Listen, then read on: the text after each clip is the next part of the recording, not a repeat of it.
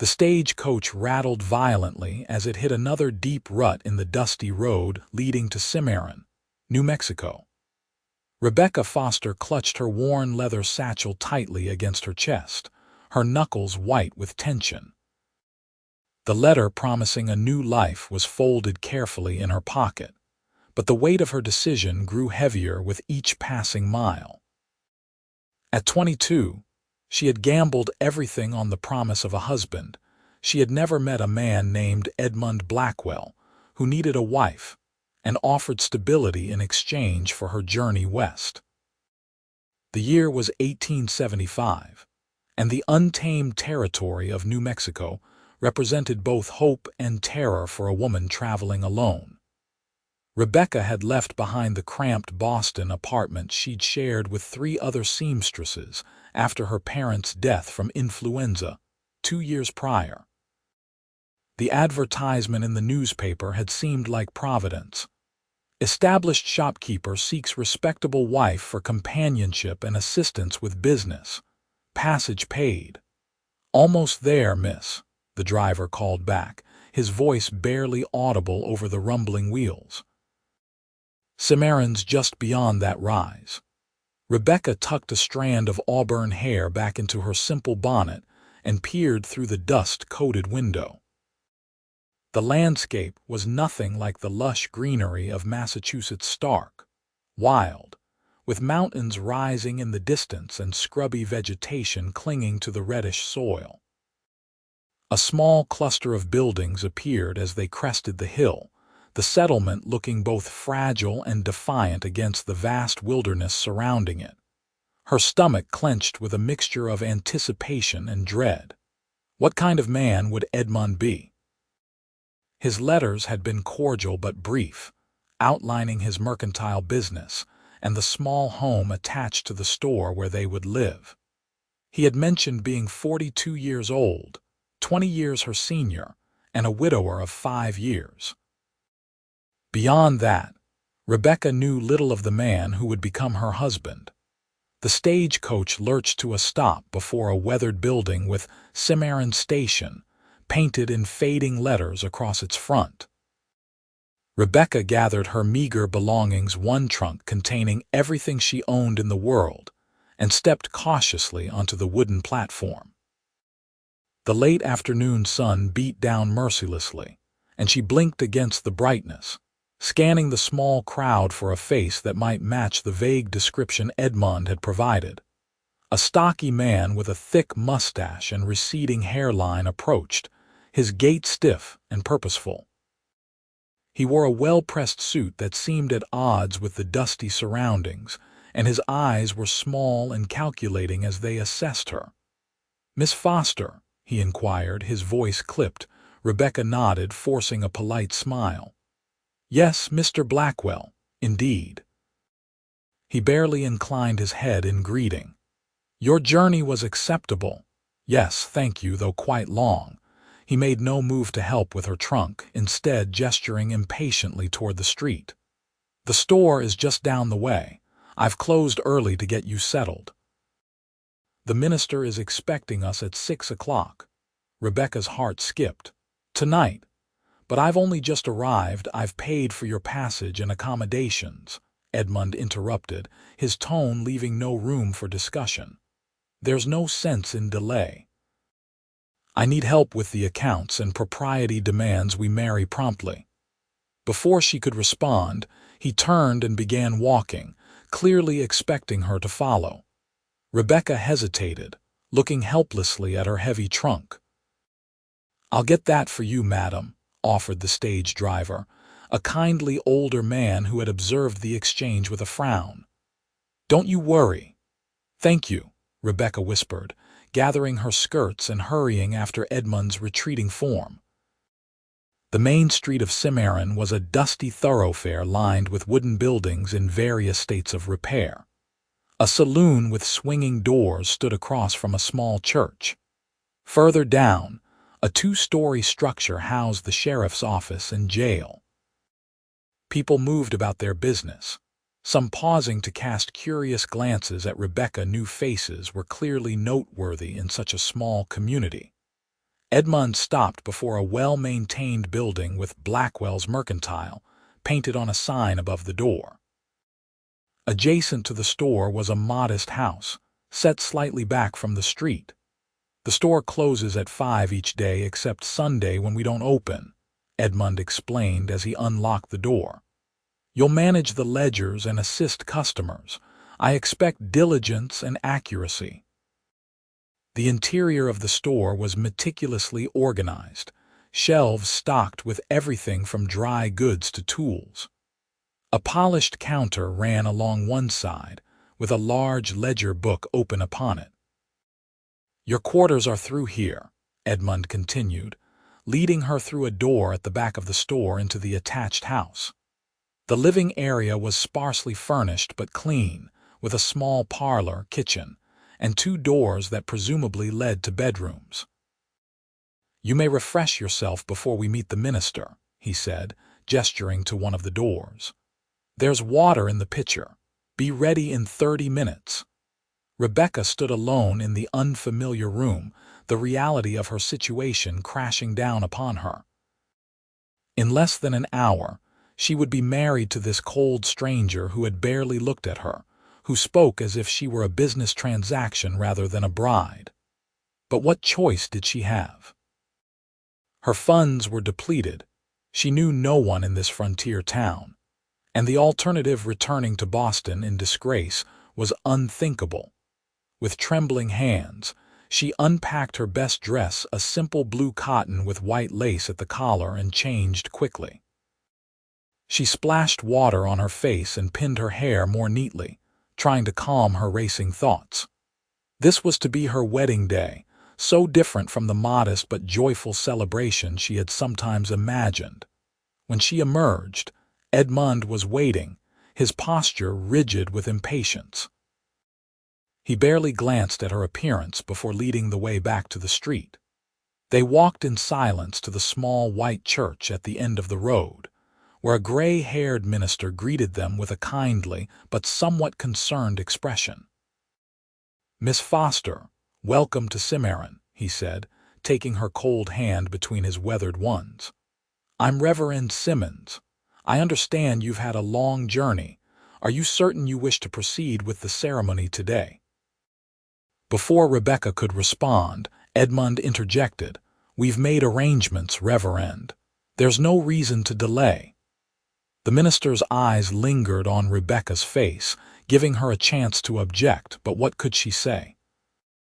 She had no alternative plans, no means of supporting herself in this unfamiliar place. She gave a small nod of assent. The ceremony was brief and perfunctory. Rebecca repeated her vows in a voice that sounded distant to her own ears, and Edmund's responses were clipped and businesslike. When the minister pronounced them husband and wife, Edmund did not kiss her but merely took her arm to lead her from the church. "I've arranged a small supper at the hotel dining room," he said as they stepped outside. "Several business associates will join us. It's important to maintain proper connections in a town of this size." The dinner was as formal and uncomfortable as the ceremony had been. Edmund introduced Rebecca to the town banker, the owner of the lumber mill, and their wives, all of whom regarded her with polite curiosity. She answered their questions about Boston and her journey west as best she could, but found it difficult to eat through her nervousness. "Mrs. Blackwell will be assisting with the store accounts," Edmund explained to the banker, the first time he had referred to Rebecca by her new name. "She comes with references for her mathematical abilities." "How fortunate," replied the banker's wife with a thin smile. "Though I imagine managing a household will occupy much of your time as well, my dear." Rebecca nodded, unsure how to respond. She had anticipated helping with her husband's business indeed. His advertisement had specifically mentioned it, but she realized she knew very little about what her daily life would entail. When they returned to the house behind the Mercantile, the awkwardness between them intensified. Edmund showed her to the bedroom, their bedroom a simply furnished room with a double bed, dresser, and washstand. I retire early and rise at dawn to receive deliveries, he said stiffly. I expect the household to run efficiently. Your duties in the store will begin tomorrow afternoon, after you've unpacked and familiarized yourself with the kitchen. Rebecca stood by the bed, her heart pounding. Edmund began to unbutton his collar, his movements methodical. When he turned toward her, his expression had changed, a look entering his eyes that made her stomach clench with unease. "Remove your dress," he commanded, his voice suddenly harsh. Rebecca's hands trembled as she fumbled with her buttons. Perhaps we might extinguish the lamp first," she suggested timidly. Edmund's face darkened. "I have paid for a wife, and I will see what I have purchased," he said coldly. When Rebecca hesitated, his hand shot out, gripping her arm painfully. "Do as I say, now." Fear flooded through her as she realized the terrible mistake she had made. This man, her husband, was not merely stern or businesslike. There was cruelty beneath his controlled exterior. But she was trapped, legally bound to him, hundreds of miles from anyone she knew. With shaking fingers, she began to undress, tears burning behind her eyes. The morning sun slanted through the thin curtains, waking Rebecca from a fitful sleep. Her body ached, and a bruise darkened her cheek where Edmund had struck her when she had cried out during the night. He had been rough and uncaring, treating her body as callously as he treated her person. Edmund was already gone, the space beside her in the bed cold. Rebecca rose slowly, wincing at her soreness, and dressed in a simple work dress. She would need to prepare breakfast and then begin learning the household routine. Somehow, she would have to find a way to endure this life she had chosen. The kitchen was well stocked, but showed little evidence of use.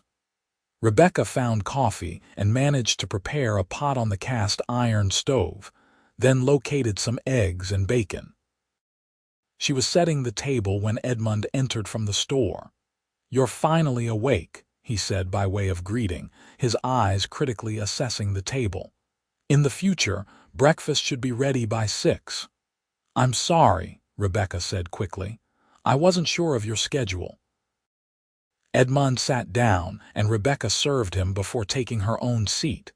He ate methodically, making no comment on the food. "The store opens at 8, he said between bites. "You'll spend the morning organizing the storeroom. This afternoon I'll show you the ledgers. I expect precision in the accounts." Rebecca nodded, keeping her eyes lowered to avoid his gaze. The bruise on her face felt conspicuous, and she wondered what she would say if anyone asked about it. As if reading her thoughts, Edmund added coldly, "If you're asked about your face, you'll say you fell during the night, unfamiliar with the new surroundings. I won't tolerate gossip or complaints." "Yes, Edmund," she whispered. After breakfast, he showed her to the storeroom, a cluttered space behind the main shop area. "Organize the inventory by category, then alphabetically within each section," he instructed. "I expect it completed by noon." Rebecca worked diligently through the morning, sorting through crates of canned goods, tools, fabric, and sundry other items. The physical labor was almost a relief, giving her something to focus on besides her circumstances. But her mind raced with desperate thoughts. Could she run away? Where would she go? She had no money, no friends, and as a married woman she had few legal rights of her own. At noon, Edmund returned to inspect her progress. His lips thinned in disapproval. "The hardware should be separated by type before alphabetizing," he said sharply. "Start again with that section." When Rebecca reached for a crate of nails, Edmund suddenly seized her wrist, twisting until she gasped in pain. "Carelessness costs money," he hissed. "I didn't bring you here to waste my resources." "I'm sorry," she said quickly. "I'll be more careful." He released her with a shove that sent her stumbling against the shelves. "Finish this, then come to the front. I'll begin your instruction on the accounts." The afternoon passed in tense instruction, Edmund criticizing her every move as she attempted to learn his complex system of bookkeeping. By closing time, Rebecca's head ached from concentration and fear. "Prepare supper," Edmund ordered as he locked the store's front door. "Nothing fancy, but adequate." Rebecca moved to the kitchen, finding potatoes and salt pork to make a simple meal. As she worked, she could hear Edmund moving about the store, checking locks and counting the day's receipts. They ate in silence, Edmund occasionally glancing at the bruise on her face with what seemed like satisfaction rather than remorse. After the meal, he instructed her to wash the dishes before joining him in the bedroom. Rebecca's hands shook as she cleaned up, dreading what would come next. The previous night had been painful and degrading. She considered trying to delay, perhaps claiming illness, but feared his reaction to such defiance. She had just finished drying the last plate when a knock came at the store's back door. Edmund frowned, clearly annoyed at the interruption. "See who it is," he commanded. "If it's not important, send them away." Rebecca moved to the door, smoothing her hair and touching her bruised cheek self-consciously. She opened the door to find a tall man standing there, his broad shoulders silhouetted against the darkening sky. "Evening, madam," he said, tipping his hat politely. "I apologize for the late call. I'm Thomas Quinn, owner of the neighboring ranch. I have an order to collect for my foreman." Rebecca noticed his eyes widen slightly as he took in her appearance, his gaze lingering briefly on the bruise. "I'll get Mr. Blackwell," she said quietly, stepping back. Edmund appeared behind her, his hand gripping her arm possessively. "Quinn," he acknowledged curtly, "your order isn't due until tomorrow." "My foreman's heading to the south pasture at dawn," Thomas explained, his eyes still occasionally flicking to Rebecca. "Thought I'd save him the trip if the order was ready." "Wait here," Edmund said reluctantly. "Mrs. Blackwell, come assist me." In the storeroom, Edmund roughly pulled down a crate from a high shelf. "Take this to him," he ordered, "and be quick about it. I won't have you wasting time with idle conversation." Rebecca carried the heavy crate back to where Thomas waited. He immediately stepped forward to take it from her arms. "That's too heavy for you, madam," he said, his voice gentle. Up close, she could see that his eyes were a warm hazel color, and lines around them suggested he smiled often. He appeared to be in his early 30s, with sun-darkened skin and strong hands that took the burden from her with ease. "Thank you," she murmured, conscious of Edmund watching from the doorway. "You're new to town," Thomas observed. "Mrs. Blackwell, is it?" "Yes." Rebecca forced a small smile. "I arrived just yesterday." "Welcome to Cimarron," he said, his eyes once again briefly noting her bruised cheek. Something in his expression suggested concern, but he maintained his polite demeanor. "It's a fine community, once you get to know folks." "The payment, Quinn," Edmund interrupted impatiently. Thomas shifted the crate to one arm and reached into his pocket, producing several coins. "As agreed," he said, handing them to Edmund. Then to Rebecca, "Madam, it was a pleasure. Perhaps I'll see you again when I'm in town." "That will be all, Quinn," Edmund said dismissively, moving to close the door. Thomas nodded, but as he turned to go, his eyes met Rebecca's one last time. In that brief glance, she felt he somehow understood her situation more clearly than his casual manner suggested. That night, Edmund was even more demanding and rough, as if Thomas's visit had triggered some territorial instinct. Rebecca endured his attentions in silent misery, tears sliding silently down her temples into her hair. Afterward, he fell into a heavy sleep while she lay awake, staring at the ceiling and wondering how her life had come to this. The next day established what would become a pattern. Edmund controlled every aspect of Rebecca's existence: what time she rose, what work she did, what she cooked, even when she could speak.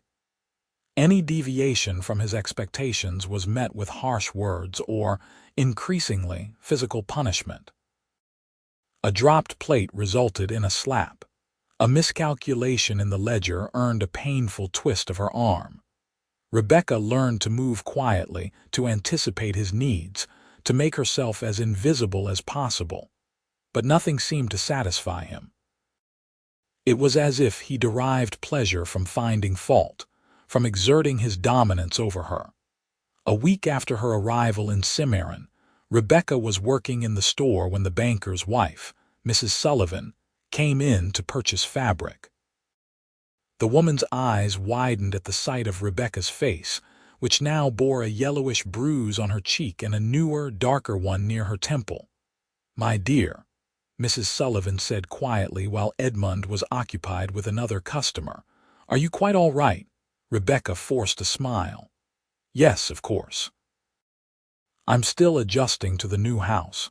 I'm afraid I'm rather clumsy."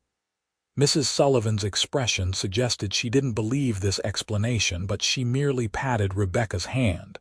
"If you ever need assistance, many of us in town would be happy to help. Remember that." Before Rebecca could respond, Edmund appeared beside them. "Is there something else you needed, Mrs. Sullivan?" he asked, his tone cordial but his eyes cold. "No, thank you, Edmund. Mrs. Blackwell has been most helpful," the older woman replied, gathering her purchases. To Rebecca she added, "Do visit me for tea sometime, my dear. It would be lovely to become better acquainted." When Mrs. Sullivan had gone, Edmund gripped Rebecca's wrist painfully. "What did she want?" he demanded in a low voice. "Just to be friendly," Rebecca whispered. "She invited me for tea." "You have duties here," he said harshly. "I won't have you gossiping around town when there's work to be done."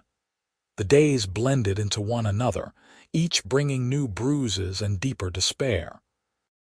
Rebecca began to wonder if this would be her life until death, a prisoner in a marriage that was no marriage at all, but a form of ownership. 2 weeks after her arrival, a Saturday morning dawned bright and clear. Edmund announced at breakfast that they would attend church the following day. "The minister has been asking after you," he said, buttering a piece of bread. "Your continued absence might cause talk." Rebecca's heart leaped at the prospect of leaving the house for more than a quick trip to the general store or butcher. Perhaps at church, surrounded by others, she might find an opportunity to seek help. But Edmund seemed to read her thoughts. "You will stay beside me at all times," he continued. "If anyone asks about your health, you will say you've been adjusting to the altitude and the change in climate. Is that understood?" "Yes, Edmund," she replied, keeping her eyes down. "Today you'll thoroughly clean the house," he instructed. "I have business at the bank, then I'll be taking inventory in the store. I expect dinner at 6 precisely." After he left, Rebecca moved through the house like a ghost, dusting and sweeping mechanically. Her mind wandered to Boston, to the life she had left behind. It had been hard, working long hours as a seamstress, but she had had friends, small pleasures, and most importantly, her freedom. She was scrubbing the kitchen floor when she heard the store's bell jingle, signaling a customer. Edmund had left for the bank, and Rebecca wasn't sure if she should attend to the shop. After a moment's hesitation, she rose, dried her hands, and went to see who had entered. Thomas Quinn stood just inside the door, removing his hat as he glanced around the empty store. When he saw Rebecca, a warm smile crossed his face, quickly replaced by concern as he noted her appearance. "Mrs. Blackwell," he greeted her, his voice gentle. "I hope I'm not intruding." "Is your husband available?" "He's at the bank," Rebecca replied, unconsciously touching the bruise near her temple. "Can I help you with something?" Thomas studied her face, making no effort to hide his assessment of her injuries. "I needed some supplies, but they can wait," he said quietly. Then, after a brief pause, "Madam, forgive my directness, but are you in need of assistance?" Rebecca's heart pounded. Here was a potential ally, someone offering help, but fear kept her silent. What if she confided in him and he couldn't or wouldn't truly help? Edmund would surely discover her betrayal and the consequences would be severe. "I'm fine, Mr. Quinn," she said, the lie tasting bitter on her tongue. "Just adjusting to my new life." Thomas didn't appear convinced. He took a step closer, lowering his voice. "Mrs. Blackwell, I've known Edmund for several years. He has a reputation in town that few speak of openly if he's harming you." The back door opened and Edmund's voice called out, "Rebecca!"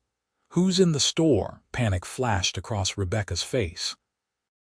Thomas noticed and quickly moved toward a shelf of tools, picking up a hammer as if examining it.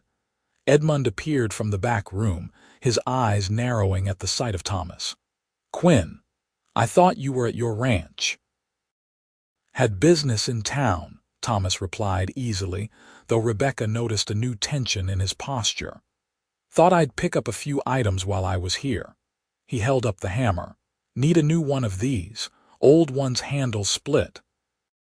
Edmund moved to stand beside Rebecca, his hand coming to rest at the small of her back in a gesture that might have appeared affectionate to an observer, but Rebecca felt the warning pressure of his fingers. "I'll handle this customer, Rebecca," Edmund said, his voice falsely pleasant. "You can return to your duties." Rebecca nodded and turned to go, but not before exchanging a final glance with Thomas. His eyes conveyed a message she couldn't quite interpret: concern, certainly, but also something like resolution. As she returned to her cleaning, she could hear the men's voices from the store, Edmund's clipped and formal, Thomas's deliberately casual. When the bell jingled again, signaling Thomas's departure, Rebecca found herself experiencing an unexpected emotion: disappointment. The cowboy's presence had somehow made her feel less alone, if only for a few minutes. Edmund appeared in the doorway, his expression thunderous. "What did he say to you?" he demanded. "Nothing of importance," Rebecca replied, trying to keep her voice steady. "He was looking for you." "Did he ask about your injuries?" Rebecca hesitated, knowing that a lie might be discovered but fearing the truth equally. "He expressed concern," she admitted finally. Edmund crossed the room in 2 strides, seizing her by the shoulders. "And what did you tell him?" "That I was fine," she gasped. "That I was adjusting to my new home. Nothing more, I swear it." Edmund's grip tightened painfully. "Quinn is a meddler," he snarled. "He thinks himself some kind of hero. If he comes here again, you will not speak to him. Do you understand?"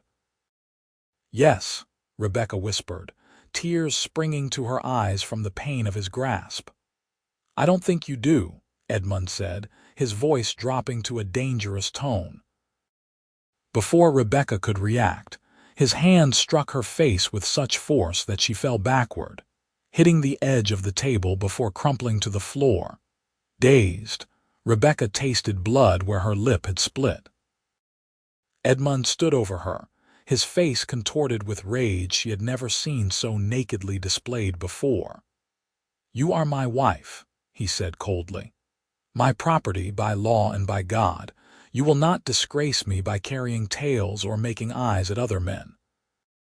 He drew back his hand for another blow, and Rebecca raised her arms instinctively to shield her face. But the expected pain never came. Instead, there was a tremendous crash as the back door burst open. Thomas Quinn stood in the doorway, his tall frame seeming to fill the space. His expression was one of cold fury as he took in the scene before him: Rebecca on the floor, blood on her lip, Edmund standing over her with his hand raised.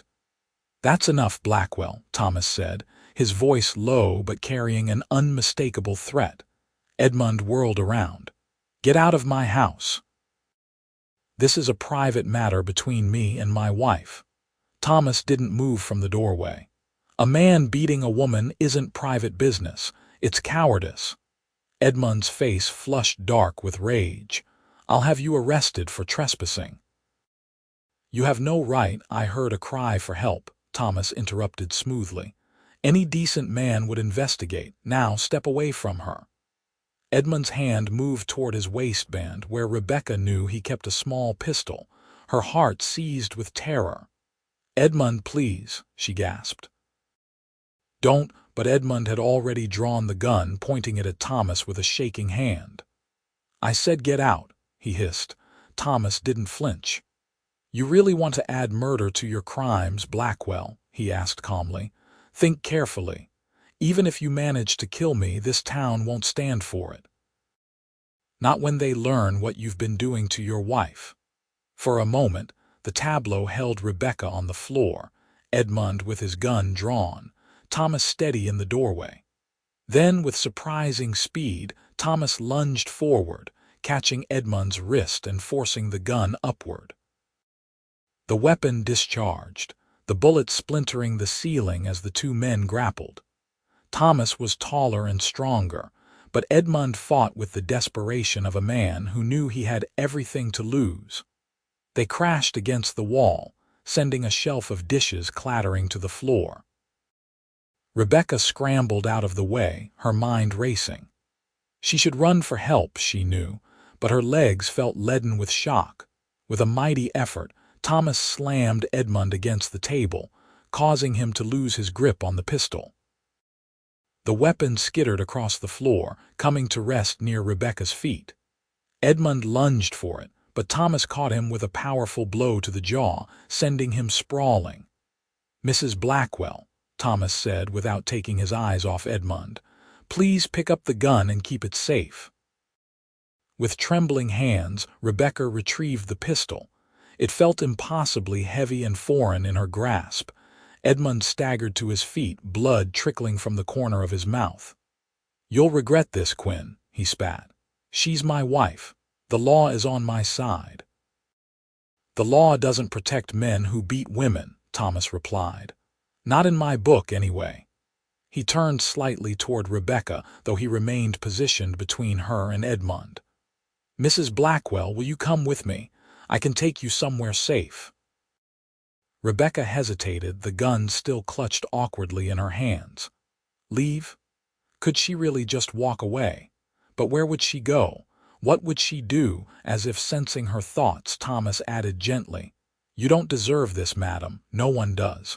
There are people in town who will help you." Edmund gave a harsh laugh. "And who will marry a divorced woman? Who will hire her?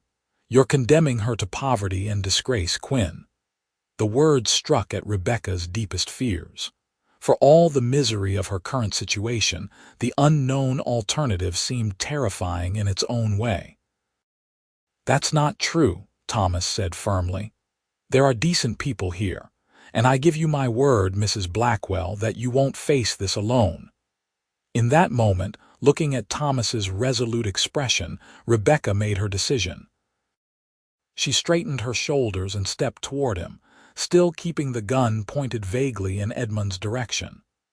"I'll come with you," she said, her voice surprisingly steady. Edmund's face contorted with rage. "You whore," he snarled, lunging toward her. Thomas moved with surprising speed, intercepting Edmund and delivering a powerful blow to his stomach that left him doubled over and gasping for breath. "We're leaving now," Thomas said to Rebecca. "Stay close to me." He guided her toward the door, positioning himself between her and Edmund, who was still struggling to regain his breath. As they reached the threshold, Edmund's voice, ragged but venomous, reached them. "This isn't over," he threatened. "She's still my wife. The law will give her back to me." Thomas paused, turning to face him one last time. "Try to follow us, try to harm her again, and you'll answer to me," he said, his voice carrying the weight of an oath.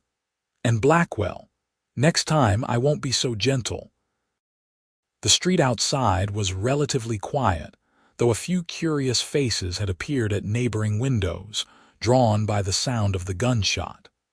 Thomas kept a protective hand at Rebecca's elbow, guiding her quickly down the boardwalk. Where are we going? Rebecca asked, struggling to keep pace with his long strides while still clutching the pistol. To Sheriff Davis, Thomas replied. He needs to know what happened and you'll need protection. Blackwell wasn't making idle threats. Rebecca faltered. The sheriff. But what if he? What if he makes me go back? Thomas's expression softened. Sheriff Davis is a good man. He won't force you to return to someone who's hurting you, but we need the law on our side, especially if Blackwell tries to cause trouble. The sheriff's office was a small building near the center of town. Inside, they found a middle-aged man with a weathered face and gray, streaked hair writing at a desk. He looked up as they entered, his eyebrows rising at the sight of Rebecca's battered face and the gun in her hand. "Mr. Quinn," he acknowledged, rising slowly. "Mrs. Blackwell. Seems there's a story here I should hear." Over the next hour, Rebecca haltingly recounted the nightmare of the past 2 weeks. Sheriff Davis listened without interruption, his expression growing grimmer with each new detail. When she finally fell silent, he turned to Thomas. "You witnessed the assault today," Thomas nodded. "He'd already struck her once when I arrived, was about to hit her again. Then he pulled a gun on me." The sheriff sighed heavily. "Edmund Blackwell has friends on the town council, influential friends, and the law does give a husband certain rights over his wife." Seeing Rebecca's face pale, he quickly added, "But not the right to beat her half to death. I'll have a talk with him, make it clear that won't be tolerated." "With respect, Sheriff," Thomas said, "a talk won't be enough. He'll just wait until no one's watching, then take his revenge on her. She needs somewhere safe to stay." Sheriff Davis rubbed his chin thoughtfully. "Mrs. Sullivan might be willing. Her husband's the banker, but she's got a mind of her own. Been known to help women in difficult situations before." Rebecca remembered Mrs. Sullivan's kind words in the store, her subtle offer of assistance. "Do you think she would really help me?" "Only one way to find out," the sheriff replied, reaching for his hat. "I'll go speak with her now. In the meantime, you two wait here. I don't want Blackwell finding you if he's on the warpath." After the sheriff departed, an awkward silence fell between Rebecca and Thomas. She was acutely aware of her disheveled appearance, the blood dried on her lip, the bruises marking her face. "Thank you," she said finally, her voice barely above a whisper. "If you hadn't come when you did." "I'm just glad I was there," Thomas replied. He hesitated, then added, "I should have acted sooner. I suspected something wasn't right that first night when I saw the bruise on your cheek." Rebecca shook her head. "You couldn't have known. I was too afraid to ask for help." "Why did you come back to Cimarron?" Thomas asked gently. "After I left the store today, I mean. I was halfway to my ranch when something just didn't sit right, made me turn around." "I don't know," Rebecca admitted, "but I'm grateful you did." Sheriff Davis returned about 30 minutes later, looking satisfied. "Mrs. Sullivan will take you in," he reported. "Said she's been concerned about you since she saw those bruises. Her husband's away on business in Santa Fe, so there's no need to worry about his opinion on the matter." Relief flooded through Rebecca. "I don't know how to thank her, or you, Sheriff, or Mr. Quinn." "No need for thanks," Sheriff Davis said gruffly. "Now I'll escort you to the Sullivan house. Quinn, maybe best if you head back to your ranch for now. Less complicated that way." Thomas nodded reluctantly. "Sheriff's right, madam, but if you need anything at all, you send word to the Triple Q. That's my ranch just 5 miles north of town." "I will," Rebecca promised, suddenly reluctant to see him go. This tall, quiet man had risked his life for her, a virtual stranger. In the midst of her fear and uncertainty, he represented safety. Sheriff Davis cleared his throat. "We should get moving before Blackwell starts making trouble. He'll be looking for both of you once he pulls himself together." Outside, Thomas tipped his hat to Rebecca. "You're going to be all right, Mrs. Blackwell," he said, his voice carrying a certainty that she wished she could feel. "You're stronger than you know." With that, he mounted his horse and rode away, while Sheriff Davis escorted Rebecca to the Sullivan residence at the other end of town. Mrs. Sullivan proved to be everything the sheriff had suggested: kind but practical, sympathetic without being condescending. She welcomed Rebecca into her spacious home with genuine warmth, showing her to a comfortable guest room and insisting that she rest while supper was prepared. "My husband won't be back for at least a week, Mrs. Sullivan explained as she helped Rebecca unpack the few belongings the sheriff had retrieved from the Blackwell house. "By then, we'll have figured out a more permanent solution." "I don't know what that could be," Rebecca admitted, sinking onto the edge of the bed. "I have no money, no family, no skills beyond sewing and keeping accounts." Mrs. Sullivan patted her hand. "One step at a time, my dear. For now, you're safe. That's what matters most."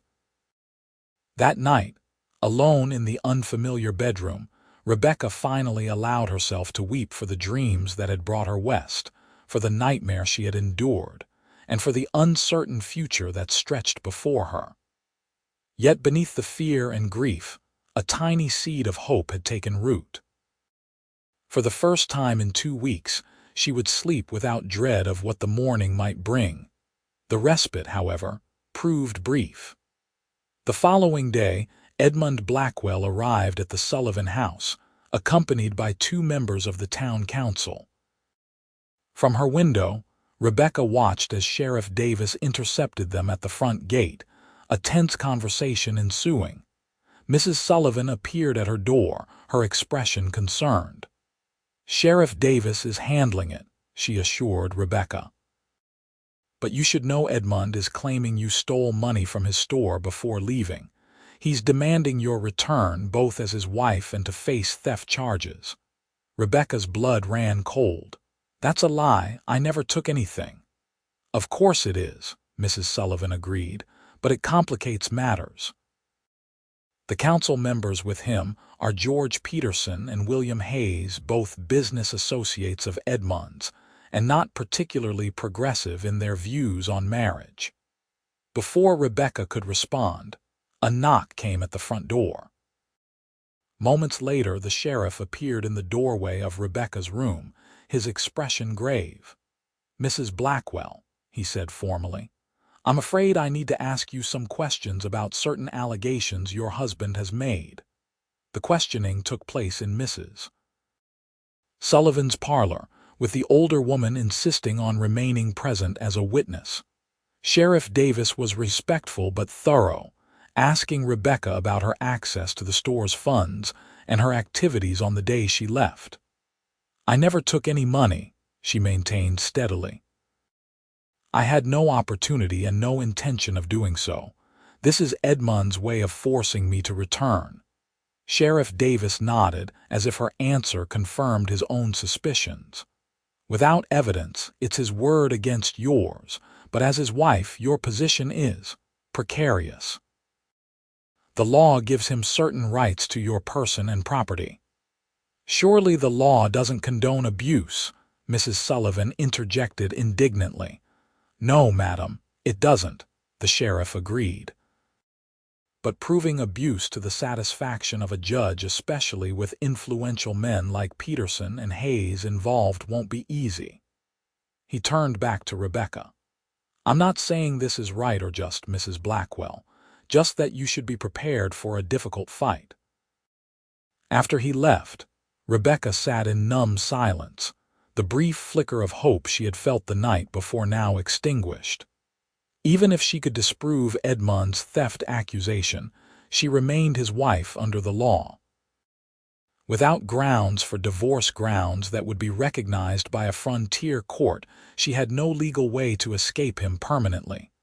"Don't lose heart," Mrs. Sullivan urged, bringing her a cup of tea. "You have friends here, more than you realize. And that young rancher, Mr. Quinn, he strikes me as a man who doesn't give up easily." At the mention of Thomas, Rebecca felt a small warmth in her chest.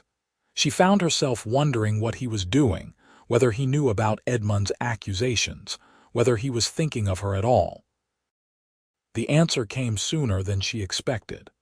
That evening, as Rebecca and Mrs. Sullivan were finishing a simple supper, a knock sounded at the back door. Mrs. Sullivan's housekeeper answered it, then came to the dining room with a message. "Mr. Quinn is asking to speak with Mrs. Blackwell," she reported. "Says it's important." Rebecca's heart leaped. "Where is he?" "I showed him to the garden," the housekeeper replied. "Thought it best he not come inside, what with all the talk in town." Mrs. Sullivan nodded approvingly. "Very wise, Martha. Rebecca, I'll accompany you. It wouldn't do to feed the gossips with a private meeting, even in my garden." Thomas was waiting by a rose trellis, hat in hand, his tall figure outlined against the sunset. When he saw Rebecca, relief washed over his features.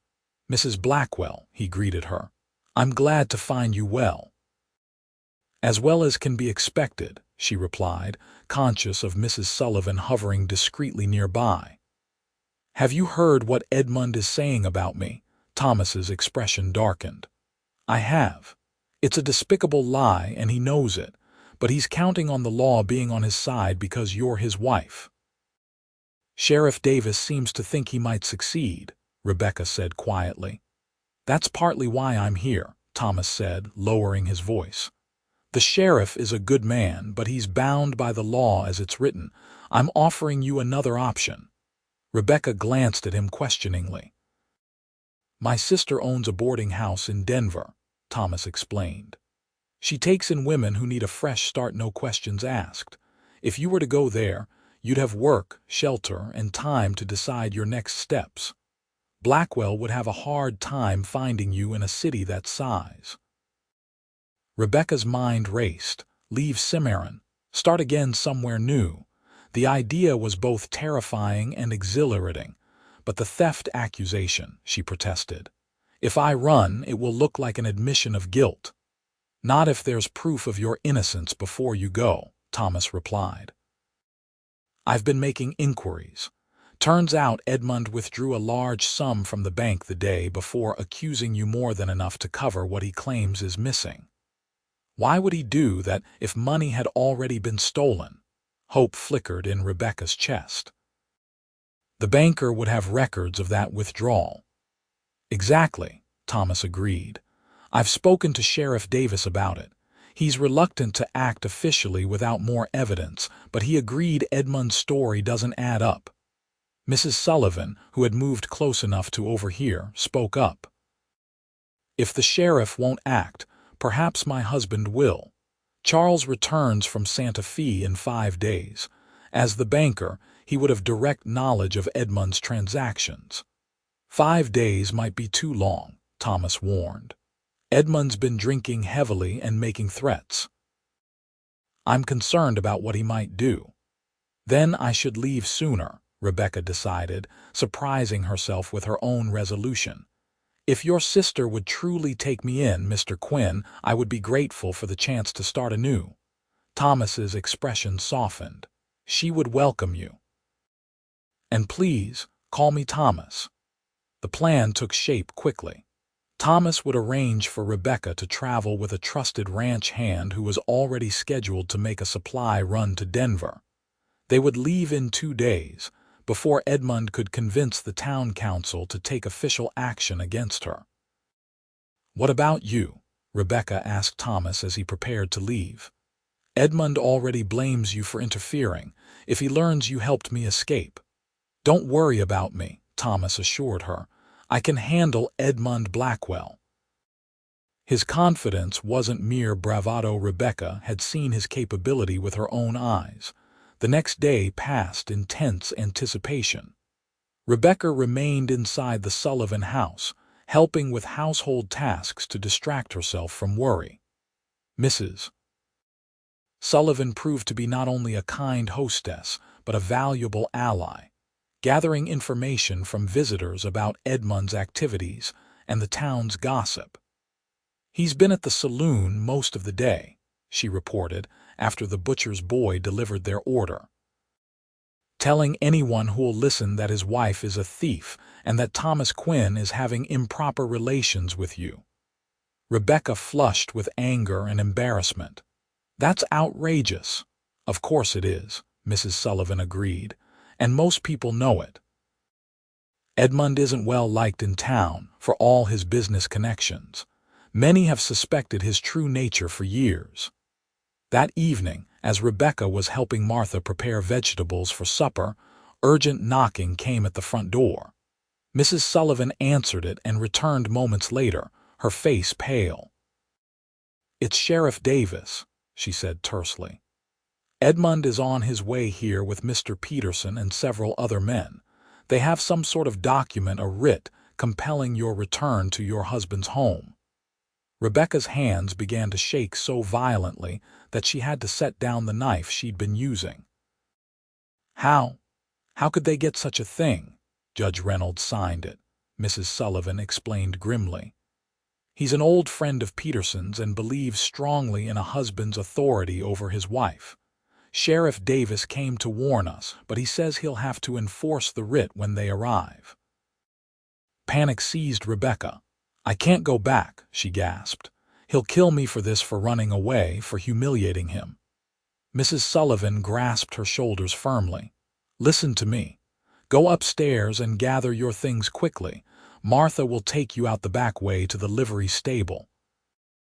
Jake Miller, there is a good man who despises Edmund. He'll help you." "But the plan was for tomorrow," Rebecca protested. "Thomas's ranch hand won't be ready. There's no time," Mrs. Sullivan insisted. "You must go now. I'll get word to Thomas somehow." Moving with frantic haste, Rebecca collected her few belongings. Mrs. Sullivan pressed a small purse of coins into her hand.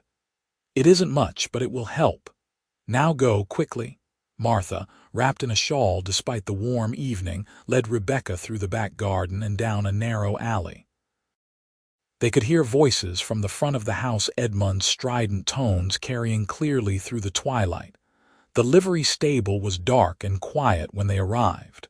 Martha knocked softly at the side door, and after a moment, a grizzled man with kind eyes appeared. "Jake, this is Mrs.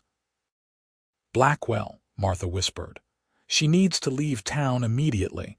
Mrs. Sullivan said you might help."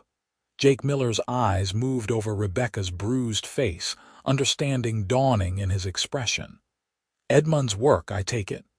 When Rebecca nodded, he spat disgustedly onto the ground. "Never did like that man. Come inside, quickly." Inside the stable, Jake moved with efficient purpose. "You can ride, madam?" he asked as he began saddling a sturdy mare. "Yes, though it's been some time," Rebecca admitted. "This is Daisy," Jake said, patting the horse's neck. "Gentlest mount in my stable, but she's got stamina. She'll carry you to the Triple Q if you let her have her head." Rebecca's heart leaped. "Thomas Quinn's ranch. Is that where you're sending me?" Jake nodded. "Closest safe place I can think of." "It's about 5 miles north, following the main road. Can't miss it, big arch with Triple Q burned into it spanning the entrance." He hesitated. "But if Edmund comes looking, which he surely will, that's the first place he'll check." "What should I do?" Rebecca asked, her voice small with fear. "Get to Quinn first," Jake advised, checking the saddle cinch. "He's a resourceful man. He'll figure something out." He glanced at Martha. "You'd best get back before you're missed. I'll see Mrs. Blackwell safely away." After Martha departed, Jake helped Rebecca mount and gave her final instructions. "Stay on the main road until you're well out of town, then cut across the north pasture. It's a more direct route to Quinn's place. And take this." He handed her a small pistol, "just in case." Rebecca stared at the weapon, then reluctantly tucked it into her pocket. "Thank you, Mr. Miller. I don't know how I'll ever repay such kindness." "Just be safe, madam," he replied gruffly. "And if you see Quinn, tell him Jake Miller says Edmund's got a writ to bring you back. He'll understand what that means."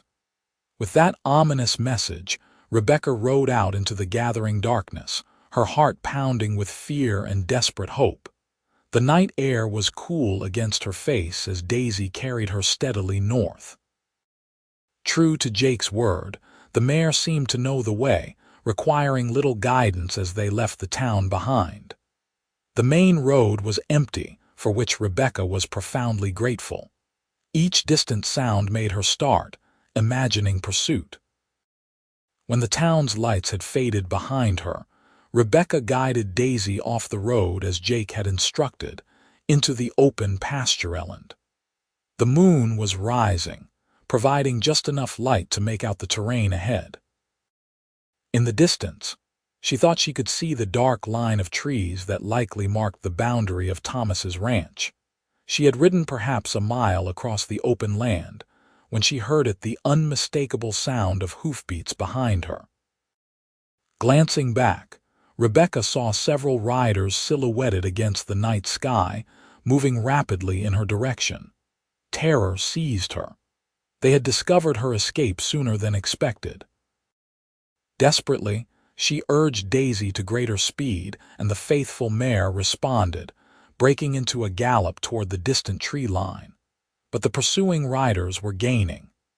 Their mounts were fresher, and they rode with the confidence of men accustomed to the saddle.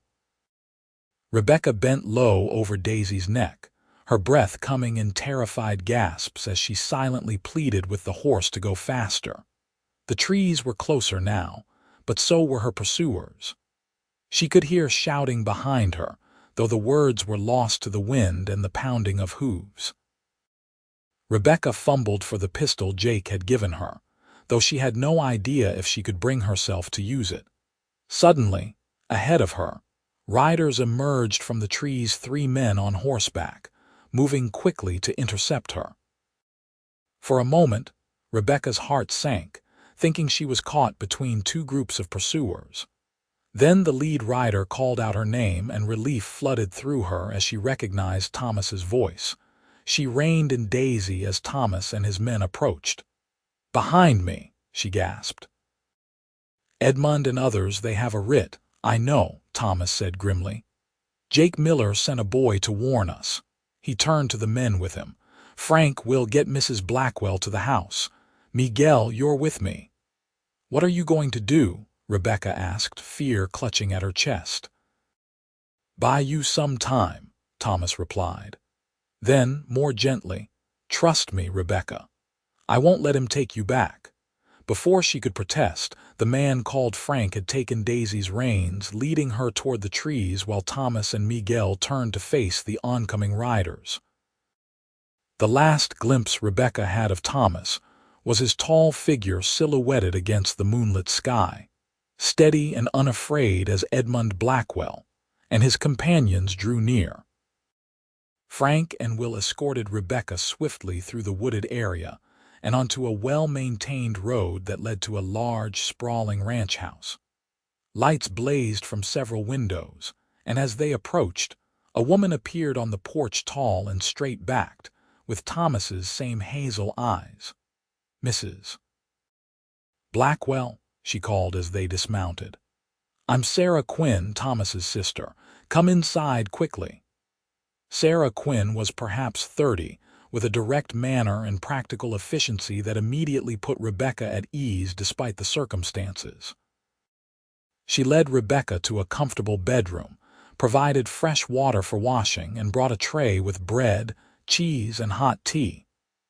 "Thomas sent word about your situation days ago," she explained as Rebecca gratefully accepted the food. "We've been prepared for your arrival, though we expected it tomorrow.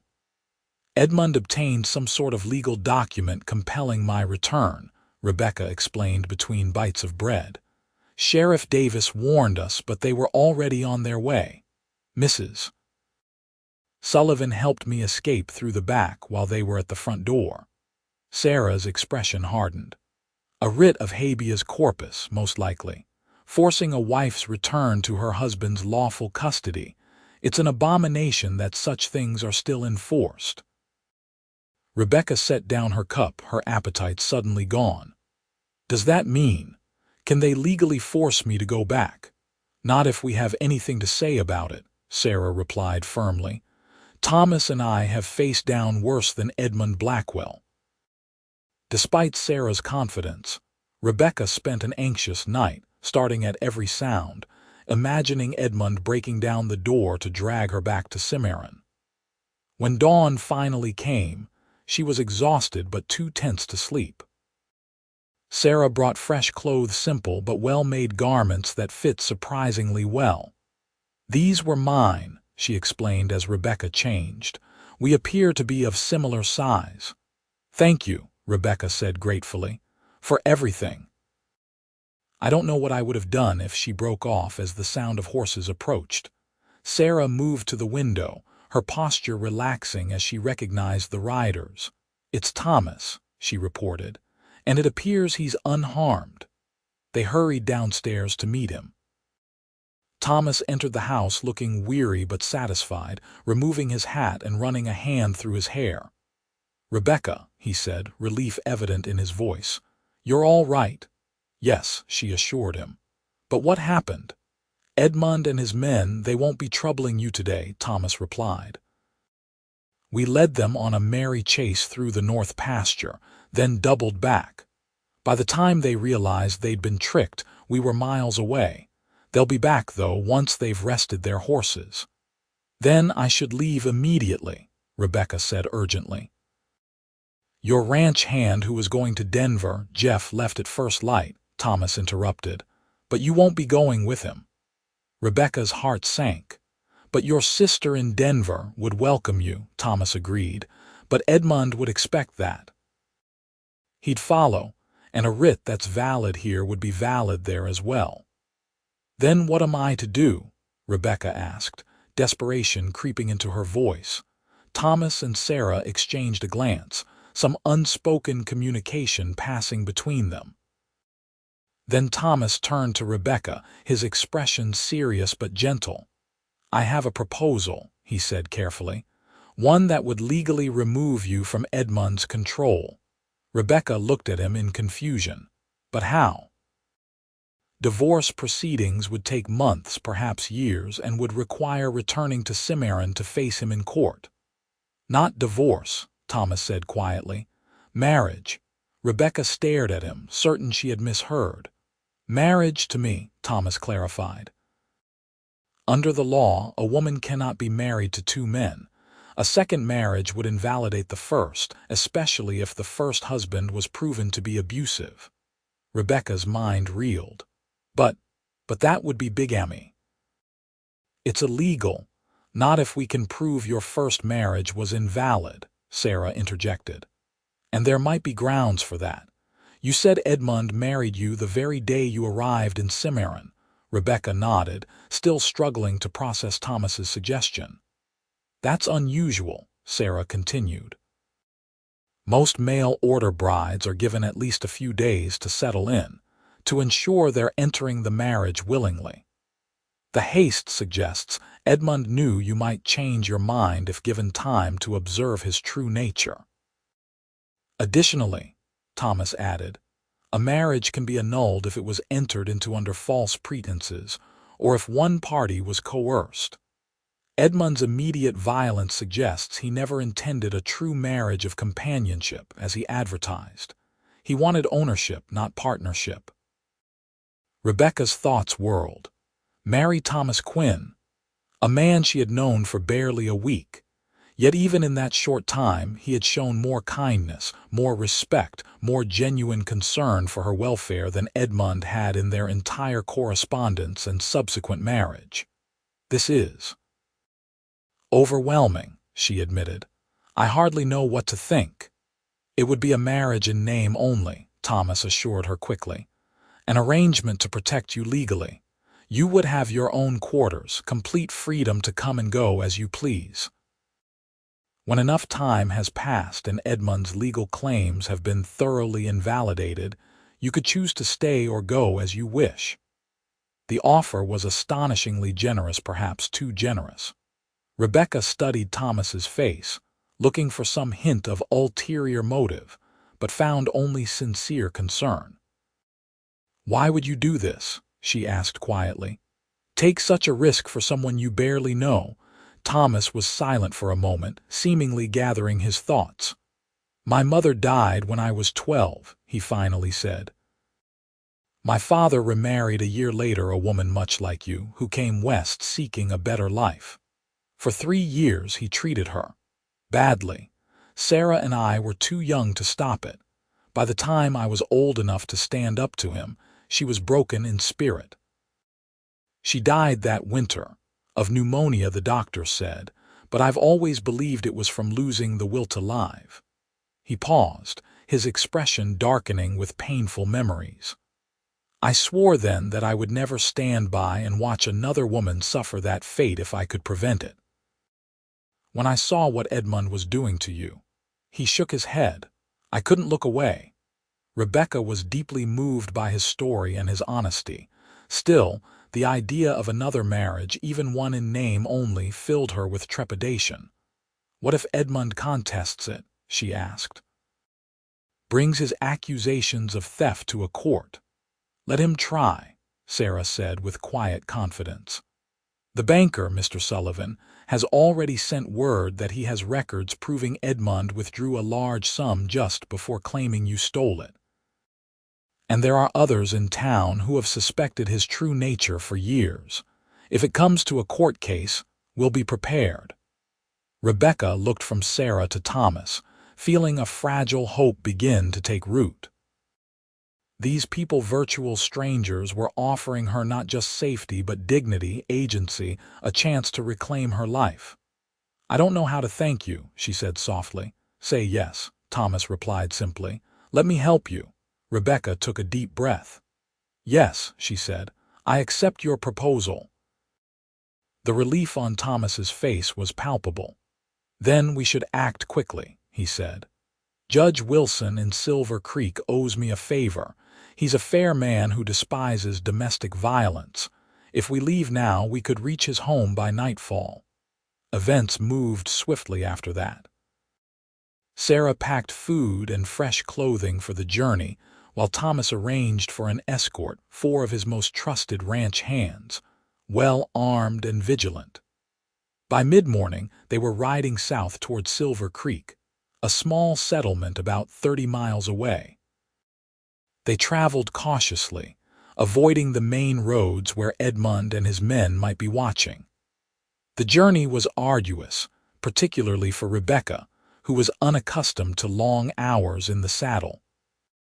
But the alternative, returning to Edmund's cruel domination, gave her the strength to endure the discomfort without complaint. As they rode, Thomas stayed close beside her, offering quiet encouragement and occasional stories about the land they passed. Rebecca found herself studying him when he wasn't looking, the strong line of his jaw, the tiny crinkles at the corners of his eyes when he smiled, the gentle way he handled his horse. She had agreed to this marriage as a practical solution to her desperate circumstances. Yet as the miles passed, she realized that she was beginning to feel something more complex than mere gratitude toward Thomas Quinn. There was a warmth in his presence, a sense of security that went beyond physical protection. It was terrifying and comforting all at once. They reached Silver Creek just as the sun was setting. Judge Wilson, a white-haired man with keen eyes and a thoughtful demeanor, received them in his home despite the late hour.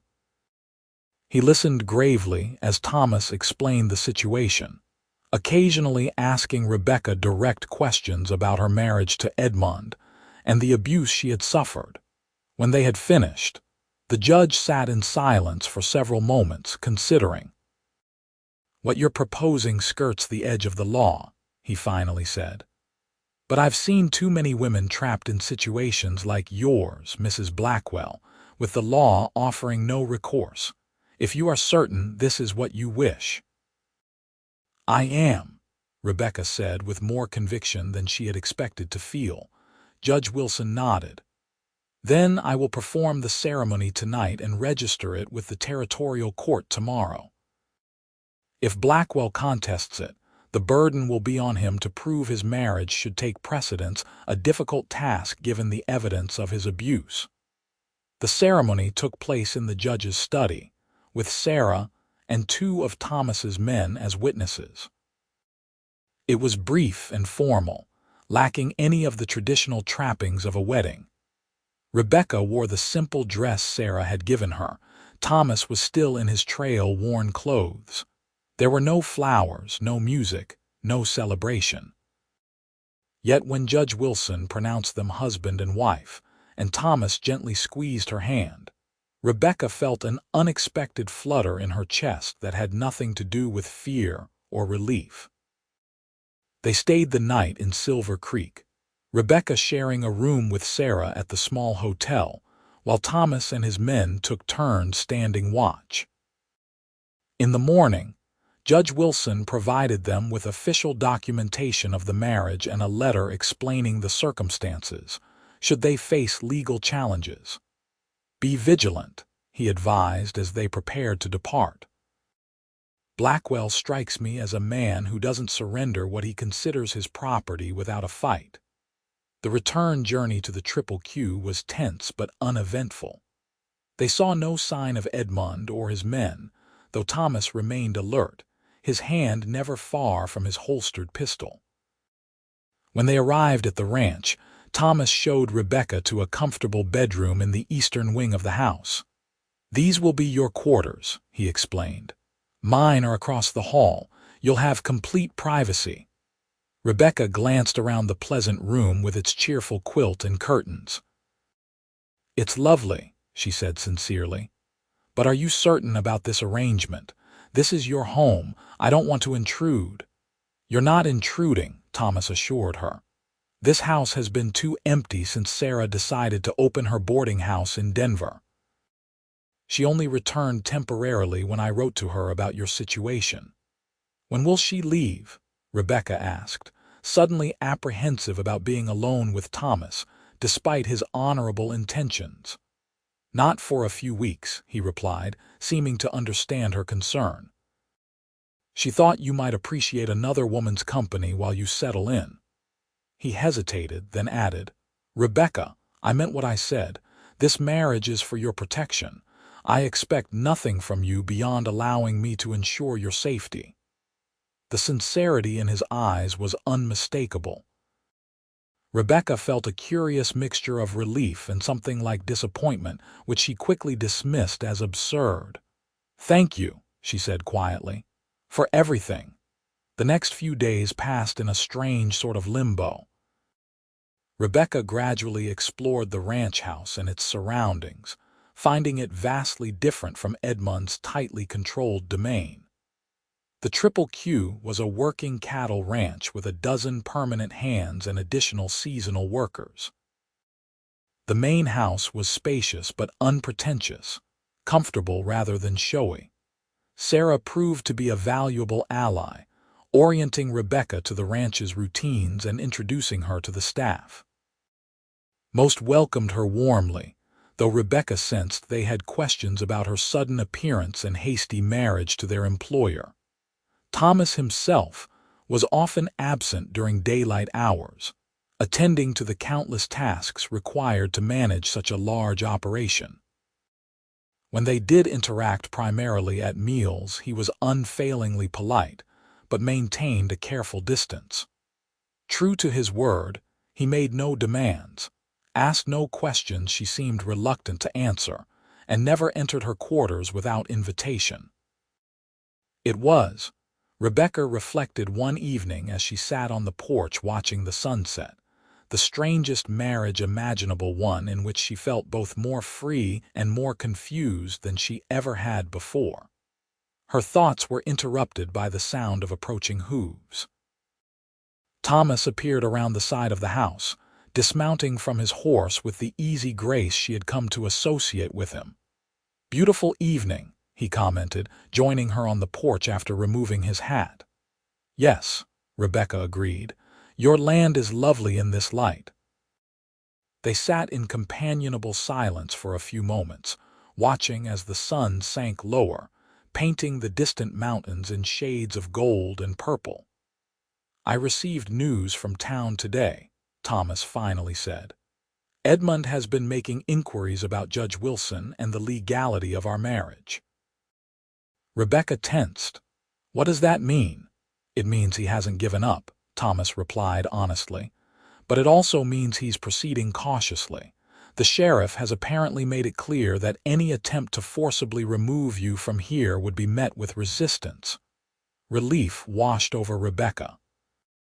So we're safe, at least for now. Yes, Thomas assured her. And in time, Edmund will have to accept that his legal claims over you have been superseded. Rebecca nodded, but a new worry had taken root. And then, when Edmund is no longer a threat? Thomas seemed to understand her unspoken question. Then you'll be free to make your own choices, he said quietly. This arrangement between us is entirely at your discretion. If you wish to leave to go to Denver or back east or anywhere else, I will ensure you have the means to do so comfortably. His generosity was overwhelming, yet Rebecca found herself strangely troubled by the idea of simply walking away when the danger had passed. In just these few days, the Triple Q had begun to feel like a sanctuary, and Thomas had become important to her in ways she wasn't ready to examine too closely. I don't know what I'll want when that time comes, she admitted. For so long, I've only been focused on survival. There's no rush to decide, Thomas assured her. This is your home for as long as you wish it to be. Your home. The word settled around Rebecca like a warm blanket. Home had been a concept she'd nearly abandoned hope of finding when she'd fled Edmund's cruelty. Thank you, she said softly, meaning far more than those simple words could express. Thomas smiled, and in the fading light, Rebecca thought she glimpsed something in his eyes, a warmth, a longing perhaps that mirrored her own confused emotions. But he simply nodded and turned his gaze back to the sunset, respecting the boundaries they had established. Life at the Triple Q settled into a rhythm over the next few weeks. Sarah returned to Denver, but not before ensuring Rebecca was comfortable with her departure. Thomas is a good man, she had said as they embraced goodbye. One of the best I know, but if you ever need me for any reason, send word and I'll come immediately. Without Sarah's buffer, Rebecca had worried that things might become awkward between her and Thomas, but instead, their relationship seemed to deepen. Thomas began including her in discussions about the ranch operations, valuing her opinion on business matters. Rebecca, in turn, gradually took on more responsibilities, using her organizational skills to improve the ranch's bookkeeping system. They still maintained their separate quarters, their marriage existing only on paper, but their evenings often found them sharing the porch or sitting before the fire, talking about everything and nothing. Rebecca learned about Thomas's dreams for the ranch, his concerns about the changing cattle market, his fond memories of his childhood before his father's remarriage. Thomas listened attentively as Rebecca spoke of her life in Boston, her parents, her hopes that had led her to become a mail-order bride. I wanted adventure, she admitted one evening as they sat in the comfortable parlor. Not just security, though that was important too. I thought the West represented opportunity, a chance to be more than just a seamstress working endless hours for pennies. And now, Thomas asked, his expression thoughtful in the lamplight. What do you want now? The question caught Rebecca off guard. What did she want? Safety, certainly. Freedom from fear. But beyond that, peace, she said finally. The chance to build something lasting, to matter to someone. Thomas's eyes held hers. You matter here, he said softly, to everyone at the Triple Q, to me. The air between them seemed to thicken with unspoken feelings. For a breathless moment, Rebecca thought he might move closer, might take her hand or even. But Thomas cleared his throat and rose, breaking the spell. It's getting late, he said, his voice carefully neutral. Good night, Rebecca.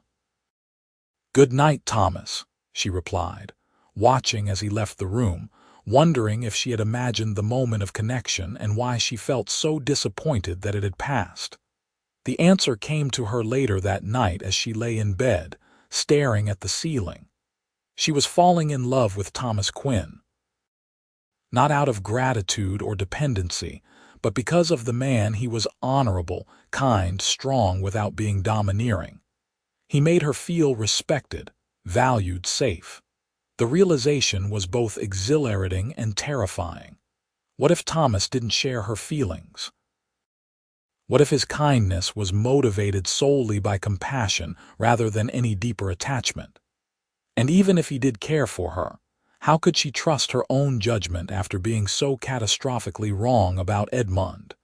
These questions plagued her for days, making her self-conscious in Thomas's presence. She began finding excuses to avoid their evening conversations, claiming fatigue or headaches, retreating to the safety of her room where she wouldn't have to confront the growing complexity of her emotions. Thomas noticed the change but didn't press her, respecting her apparent need for distance. His consideration only made Rebecca love him more, even as she struggled with her fears. Everything changed on a crisp autumn afternoon about 6 weeks after Rebecca's arrival at the Triple Q. She was in the ranch office, reviewing supply ledgers, when one of the ranch hands burst in without knocking. "Mrs. Quinn," he said urgently, forgetting in his haste to use Rebecca's legal name. "Riders coming. Mr. Blackwell and several men, they're armed." Rebecca's blood turned to ice. "Where's Thomas?" "North pasture with Miguel and Frank. I sent Jimmy to warn him, but they won't be back for at least 20 minutes. Rebecca moved to the window. In the distance, she could see 5 riders approaching, dust rising behind them. Edmund was in the lead, his rigid posture recognizable even at this distance. Fear threatened to paralyze her, but Rebecca forced it down. She would not be a victim again. Not here. Not in the home she had begun to love with the man she now knew she loved. "Get the other hands," she instructed the young cowboy. "Have them arm themselves, but stay out of sight until Thomas returns. Don't provoke a confrontation, but be ready if one starts." The young man nodded and dashed out. Rebecca took a deep breath, steadying herself. Then she retrieved the small pistol that she had kept in her drawer since fleeing Cimarron, checked that it was loaded as Thomas had taught her, and tucked it into the pocket of her skirt. By the time Edmund and his companions reached the front of the house, Rebecca was waiting on the porch, her outward calm belying the fear churning inside her. "Rebecca," Edmund called as he dismounted, his voice carrying the false pleasantness she had come to dread. "I've come to take you home, my dear." "I am home," Rebecca replied, her voice steadier than she had expected. "Please leave Mr. Blackwell." Edmund's face hardened at her defiance. "You are my wife," he said coldly. "This charade with Quinn may have fooled some, but the law is on my side. I have papers from Judge Reynolds declaring your so-called marriage to Quinn null and void." He reached into his coat and withdrew an official-looking document. Rebecca recognized the judge's name, the same man who had signed the writ, compelling her return to Edmund weeks earlier. "Judge Wilson performed our marriage," she countered. "The territorial court has recognized it as valid." "Judge Wilson overstepped his authority," Edmund sneered. "He had no right to marry a woman already legally wed. Reynolds has ruled that your marriage to me stands." One of the men with Edmund, whom Rebecca recognized as George Peterson from the town council, stepped forward. "Mrs. Blackwell, this has gone far enough. Your behavior has caused quite a scandal in Cimarron. It's time to return with your husband and put this unfortunate episode behind you." Rebecca's hand slipped into her pocket, fingers closing around the pistol's grip. "I will not return," she said firmly. "Edmund Blackwell is not my husband. He forfeited any right to that title the first time he struck me."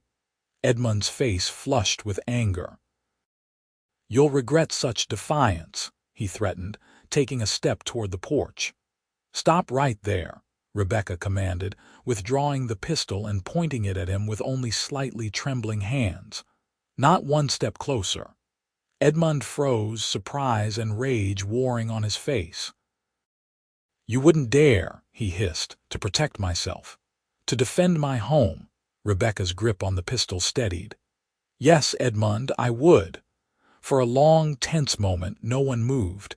Then, from around the side of the house came the sound of galloping hooves.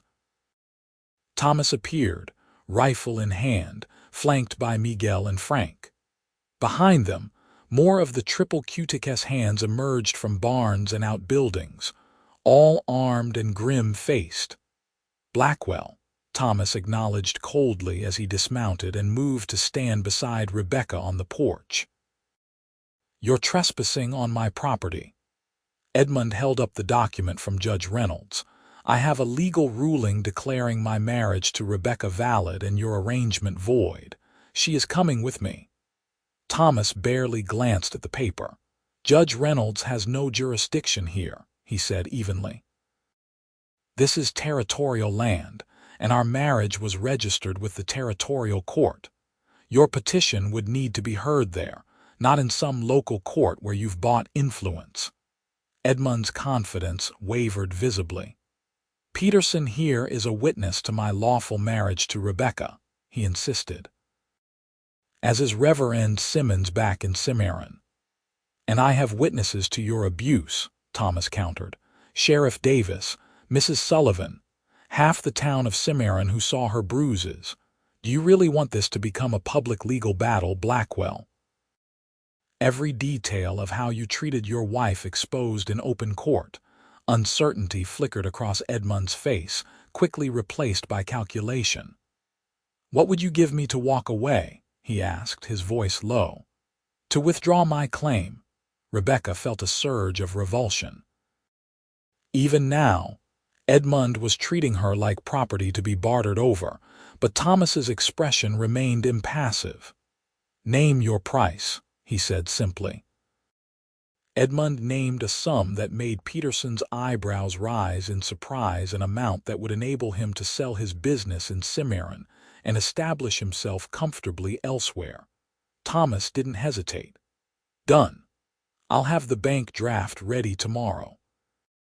You'll sign papers renouncing any claim to Rebecca, acknowledging your marriage was obtained under false pretenses, and agreeing never to contact her again. Edmund studied Thomas's face, perhaps looking for some sign of weakness or deception. Finding none, he slowly nodded. I'll be at the bank in Cimarron at noon tomorrow. Bring the draft and the papers, but she comes with me now as assurance. No, Thomas said flatly, his hand moving to rest protectively on Rebecca's shoulder. Rebecca stays here. You'll have to trust my word, which, unlike yours, is good. For a moment, Rebecca thought Edmund might refuse, might try to force the issue despite being outnumbered. Then, with a cold smile that sent shivers down her spine, he inclined his head in reluctant agreement. Tomorrow at noon, he confirmed, remounting his horse. Don't be late, Quinn. Thomas's hand remained on Rebecca's shoulder as they watched Edmund and his companions ride away. Only when the riders had disappeared from view did he turn to face her, his expression a mixture of concern and admiration. Are you all right? He asked gently. Rebecca nodded, finally lowering the pistol she'd kept trained on Edmund until the last possible moment. I am now, she said, surprised to find it was true.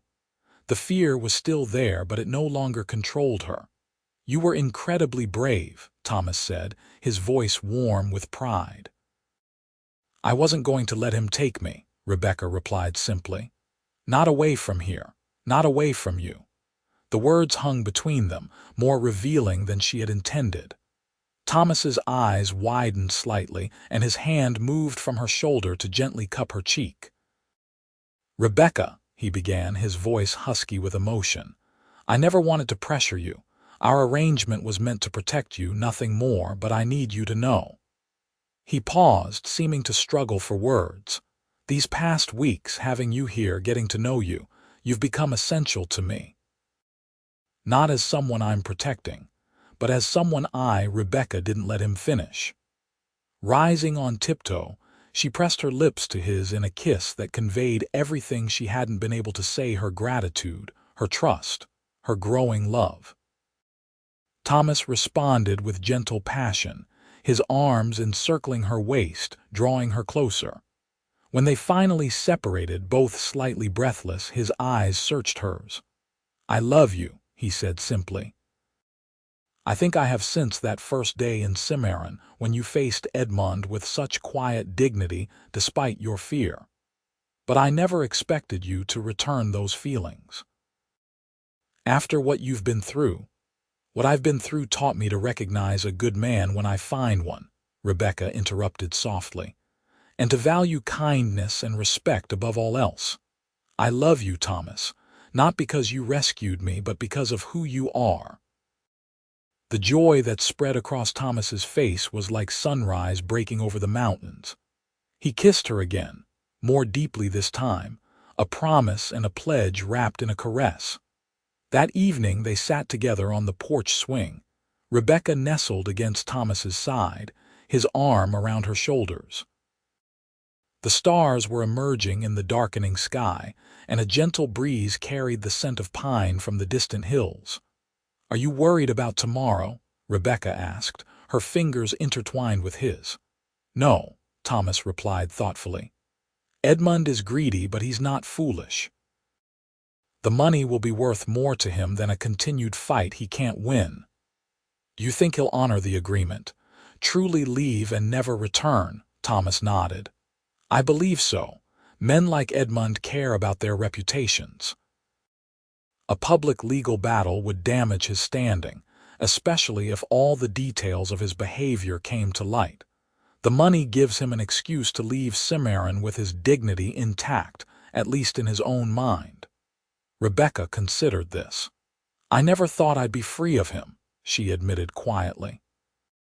"When I first arrived in Cimarron after that first night when I realized what kind of man he truly was, I thought that was my life now, that I had no escape." Thomas's arm tightened around her. "But you did escape," he reminded her gently. "You found the courage to leave, to trust strangers, to build a new life. That was all you, Rebecca. Your strength, your resilience. With a little help," she added, smiling up at him. "Perhaps," he acknowledged with a small smile of his own. "But the bravest decision was yours alone, to hope for something better, even when it seemed impossible." Rebecca nestled closer against him, feeling the steady beat of his heart beneath her cheek. "And now, what happens after tomorrow, when Edmund is truly gone from our lives?" Thomas was quiet for a moment, his hand gently stroking her hair. "That depends on you," he said finally. "Our marriage began as a practical arrangement, a means of protection. If you wish, after sufficient time has passed, it could be dissolved legally without scandal or difficulty." Rebecca sat up to look at him directly. "Is that what you want?" "No," Thomas said simply, his eyes holding hers. "What I want is a real marriage, not on paper, but in our hearts and lives. I want to fall asleep beside you each night and wake up with you each morning. I want to build a future here together, if that's what you want too." "It is," Rebecca whispered, joy filling her heart. "More than anything." Their kiss sealed the promise, sweet and certain under the star-filled sky. The next day, Thomas rode to Cimarron with Miguel and 2 other trusted hands. Rebecca remained at the ranch, surrounded by the remaining workers who had appointed themselves her protective guard. Though part of her had wanted to accompany Thomas, to face Edmund one last time and witness the final severing of the ties that had bound her to him, Thomas had gently advised against it. "Let this end cleanly," he had suggested. "You don't need to see him again to be free of him." The hours of his absence stretched endlessly. Rebecca tried to occupy herself with routine tasks, but anxiety kept her checking the clock, calculating how long it should take them to reach town, to conduct the business at the bank, to return. It was late afternoon when she finally heard the sound of riders approaching. Rebecca rushed onto the porch, her heart racing until she saw Thomas's tall figure in the lead, his expression relieved as he caught sight of her waiting. He dismounted quickly and took the porch steps 2 at a time, gathering her into a fierce embrace. "It's done," he murmured against her hair. He signed the papers renouncing all claims, took the money and announced he's selling his store and moving to Denver. Relief washed over Rebecca in a dizzying wave. "Truly, he's gone for good," Thomas nodded, drawing back to look at her with a smile that made her heart skip. "Truly, you never have to fear him again." That night, for the first time since her arrival at the Triple Q, Rebecca slept in Thomas's arms not out of fear or necessity, but from choice and love. As she drifted toward sleep, his heartbeat steady beneath her ear, she marveled at the journey that had brought her to this place, this man, this life. She had come west seeking security and found danger. She had fled terror and found courage. She had accepted a marriage of convenience and discovered a love deeper and truer than she had ever imagined possible. In the months and years that followed, the Triple Q flourished under their joint care. Thomas's cattle operation expanded, while Rebecca established a small but successful horse breeding program, having discovered a natural affinity for the animals during her time on the ranch.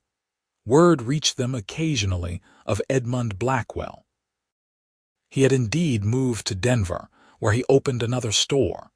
There were rumors that he had remarried, though Rebecca pitied any woman who had fallen under his sway.